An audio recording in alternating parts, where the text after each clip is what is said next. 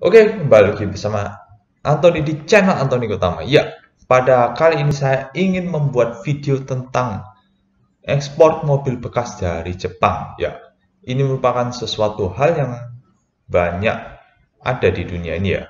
Ya, terutama mobil yang punya embel-embel JDM atau Japanese Domestic Market. Ya, ini salah satu topik yang akan kita bahas pada hari ini berkaitan dengan yang namanya JDM ya. Mau tahu penjelasannya seperti apa? Yuk ikuti video sesaat lagi.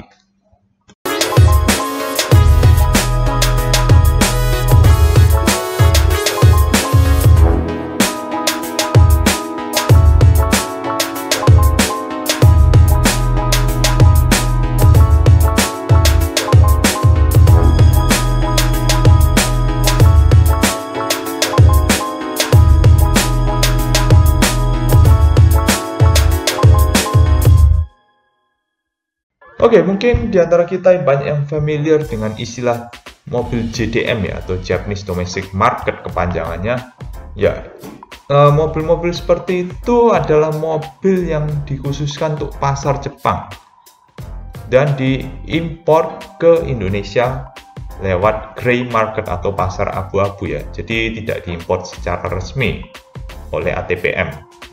Ya, mobil yang mungkin kita kenal ya seperti Toyota Supra, Nissan Skyline, atau mungkin Toyota Harrier dan Alphard yang generasi pertama ya, yang banyak beredar di Indonesia pada tahun 2000-an itu, yaitu merupakan mobil JDM ya, yang diimpor dari Jepang secara tidak resmi. Ya, kita akan membahas mengenai import mobil Jepang ya, yang banyak dilakukan oleh negara-negara di dunia, khususnya negara-negara berkembang, dan bahkan ada negara maju yang masih mau mengimpor mobil dari Jepang ini. Ya, langsung saja kita ikuti cara kerjanya seperti apa sih import mobil dari Jepang ini. Oke, fenomena mengimpor mobil bekas dari Jepang itu sebenarnya sudah terjadi dari tahun 1980-an. Melalui pasar gray market atau abu-abu ya, jadi dijualnya secara tidak resmi ya oleh ATPM di negara-negara tujuan ya. Dan walaupun secara biaya transportasi tergolong mahal, tapi secara value for money masih jauh lebih terjangkau daripada harus membeli mobil dalam kondisi baru. Kenapa ya? Karena mobil bekas yang dijual dari Jepang ini secara kualitas masih cukup bagus ya, karena masa pemakaiannya tidak terlalu lama ya. Kenapa bisa seperti itu ya? Karena di Jepang sendiri ada regulasi yang mengharuskan mobil itu diinspeksi setiap tahun ya secara ketat ya. Ya mungkin kayak kir lah kendaraan angkutan di Indonesia gitu, tapi tentunya jauh lebih ketat ya. Ya namanya juga negara Jepang, standarnya pasti tinggi. Dan maka dari itu, karena kebanyakan pemilik mungkin enggan untuk mengeluarkan biaya lebih ya, kalau mobilnya semisal tidak memenuhi standar tidak memenuhi standar kualifikasi gitu, pasti akan membayar biaya yang lebih mahal daripada mobil itu dalam kondisi yang prima gitu ya. Ya maka dari itu, untuk menghindari hal-hal seperti itu, mereka cenderung untuk menjual mobil itu dan tidak memakainya di pasar dalam negeri Jepang. Maka opsinya yaitu diekspor ke negara-negara yang membutuhkan ya, atau lebih tepatnya negara-negara berkembang. Ya, kurang lebih seperti itu sih penjelasan awalnya ya. Mengapa banyak mobil bekas dari Jepang diekspor ke negara-negara lain.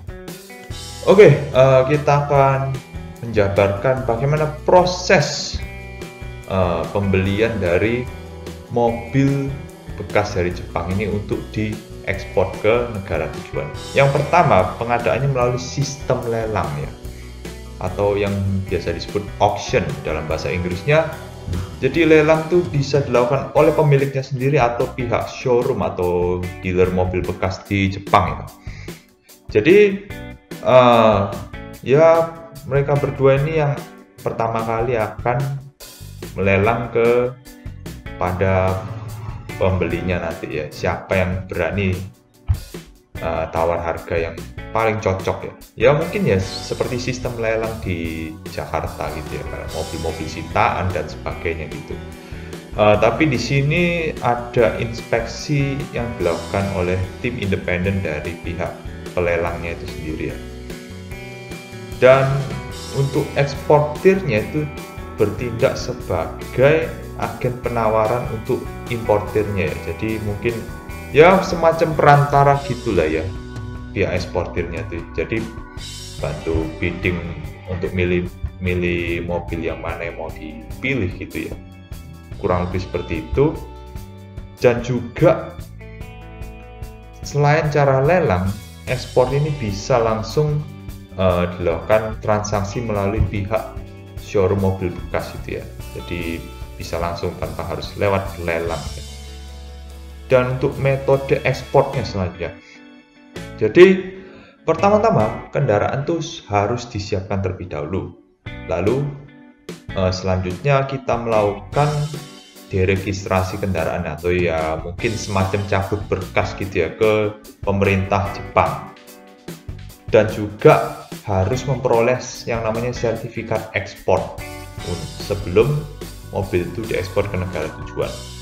Dan juga dilakukan pembersihan mobil ya lebih tepatnya sterilisasi ini dari hama-hama penyakit gitu yang mungkin yang tadinya tidak ada di negara tujuan ekspor malah menjadi menyebar hanya karena mobil impor dari Jepang ini membawa hama penyakit ya. Seperti itu ya. Ini peraturan ini diberlakukan khususnya di daerah Australia dan Selandia Baru atau New Zealand ya, yang memberlakukan aturan seperti ini. Dan setelah pengurusan selesai ya, untuk pengirimannya itu bisa menggunakan kapal ro-ro atau bisa menggunakan kontainer. Itu tergantung permintaan pembeli dan juga tergantung jadwal pengiriman kapalnya atau jadwal berlayar kapalnya, dan juga tergantung dari kapasitas pelabuhan negara tujuan ekspor gitu ya. Ya, kurang lebih seperti itu untuk pembeliannya. Dan selanjutnya kita akan lanjutkan dari faktor perbedaan dari pasar itu sendiri ya. Oke, mengenai faktor perbedaan pasar ya, yang salah satu yang paling familiar adalah perbedaan lajur kemudi ya. Jadi lajur kemudi itu ya ada yang di kanan, ada yang di kiri. Kayak Indonesia dan Jepang itu di kiri, kayak Amerika, Rusia, dan negara-negara Eropa itu di kanan ya. Jadi otomatis kalau lajur kemudinya di kiri menggunakan setir kanan, kalau lajur kemudinya di kanan menggunakan setir kiri. Nah, masalahnya ada negara yang menggunakan lajur kanan mengimpor mobil bekas dari Jepang ya, seperti Rusia yang paling banyak menyerap ya, diikuti dengan negara sekitarnya seperti Mongolia dan Kyrgyzstan. Ya, di negara itu masih diperbolehkan ya menggunakan setir kanan ya. Tapi ada satu kendala ya, headlamp untuk spek lajur kanan itu tidak tersedia di Jepang. Jadi arah headlamp itu ya hanya untuk spesifikasi lajur kiri. Ya, jadi kendalanya seperti itu. Tapi ada juga negara yang di lajur kanan yang tidak memperbolehkan mobil setir kanan dikendarai legal di negara itu. Ya, salah satu caranya untuk mengatasi itu adalah ya dengan melakukan konversi ke setir kiri ya. Ya, jadi konversi itu dilakukan oleh pihak importir dari negara tujuan itu ya. Salah satu yang memberlakukan itu ya seperti di Filipina, lalu di Bolivia, sama yang saya pernah cari tahu juga di Armenia, yaitu harus dikonversi ke setir kiri agar menjadi road legal ya, seperti itu. Dan ada satu kendala lagi ya, seperti ya ada negara yang menerapkan regulasi yang tidak sesuai dengan regulasi yang diterapkan di Jepang, salah satunya di Amerika Serikat dan Kanada, mengenai peraturan ECE ya. Saya kurang tahu singkatannya apa. Tapi ICE itu banyak mengatur mengenai komponen ya, atau peranti-peranti mobil yang harus memenuhi standar dari ICE itu sendiri ya.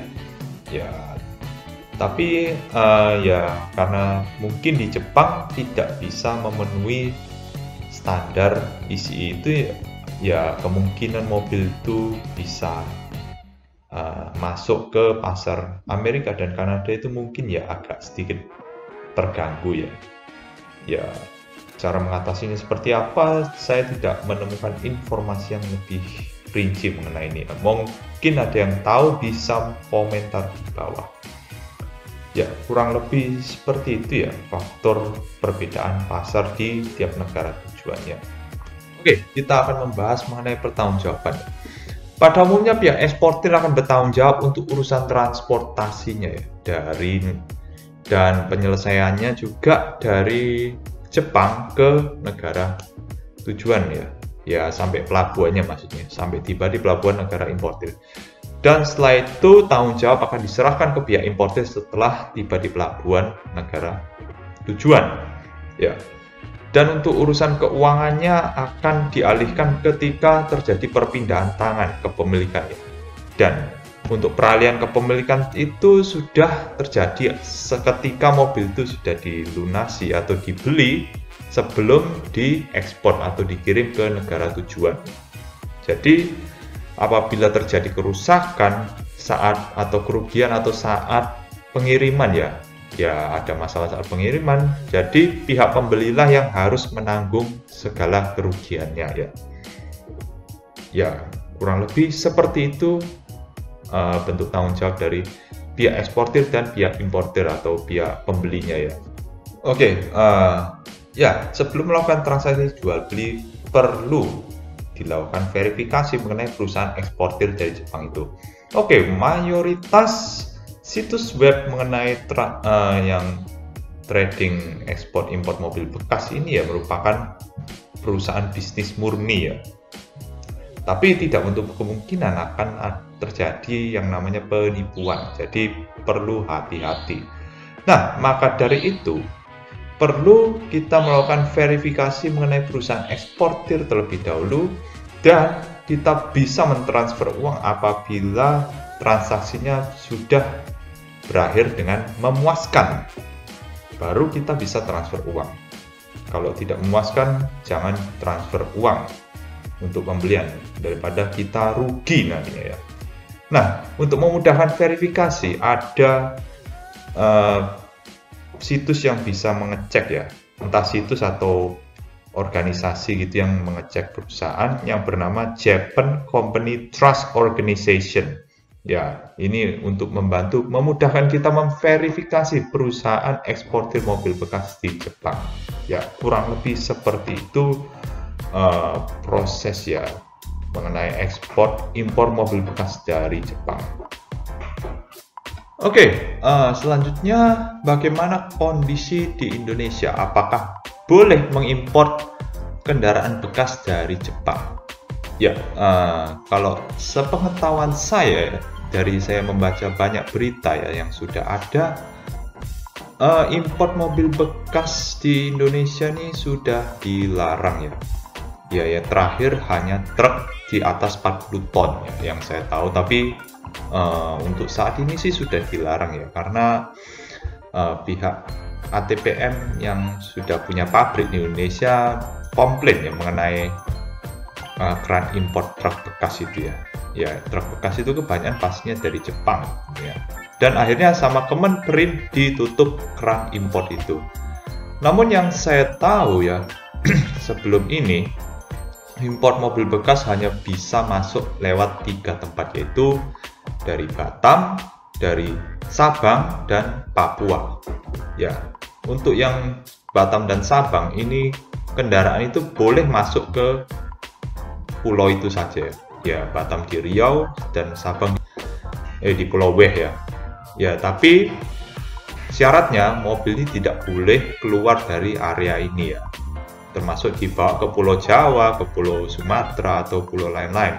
Nah, untuk yang Papua yang saya ingat boleh dipakai asalkan 3 tahun hanya ada di Papua, baru setelah 3 tahun bisa dibawa keluar Papua. Namun sepertinya untuk Papua ini sudah ditutup ya, jadi untuk saat ini tidak bisa import bekas lewat Papua lagi ya. Dan untuk Batam setahu saya juga sudah ditutup, dan untuk yang Sabang saya kurang tahu ya apakah masih dibuka atau tidak. Tapi ya sejauh ini kita tidak bisa import dalam keadaan bekas. Oke. Importir umum itu mendatangkan mobil dari Jepang ya. Secara tidak resmi itu pastinya dalam keadaan masih baru ya. Maksudnya tahun produksinya masih baru. Belum sempat dibeli oleh orang Jepang itu sendiri. Ya, sepertinya seperti itu ya. Mohon dikoreksi apabila kurang tepat. Namun untuk di negara lain ya, seperti di Rusia itu bebas ya. Mereka bisa import bekas dari Jepang ya.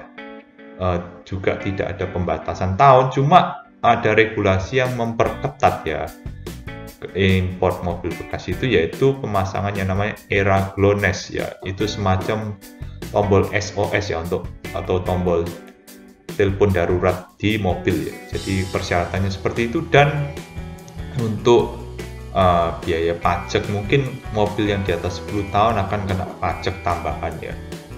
Dan untuk di negara lain ya, mungkin yang saya tahu di Kenya pembatasannya maksimal 8 tahun ya untuk import mobil Jepang.